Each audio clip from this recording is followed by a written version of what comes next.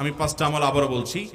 1 নম্বর হলো লা ইলাহা ইল্লাল্লাহ, এর বিশ্বাসকে অন্তরে খুব ভালোভাবে বদ্ধমূল করা, শিরক থেকে নিজেকে পরিচ্ছন্ন করা, লা ইলাহা ইল্লাল্লাহ জিকির বেশি বেশি পাঠ করা।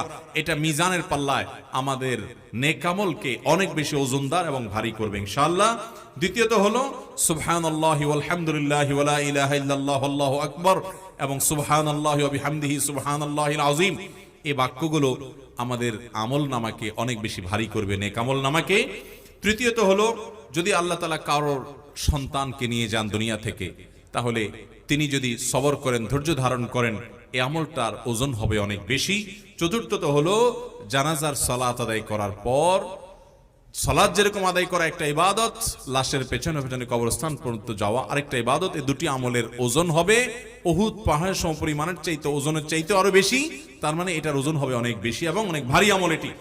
আর 5 নম্বর, ইমানের পর সবচেয়ে গুরুত্বপূর্ণ যেটি এই ক্ষেত্রে, অর্থাৎ ওজনদার আমলের ক্ষেত্রে, সেটি হলো ভাইয়েরা আমাদের আচরণগুলো।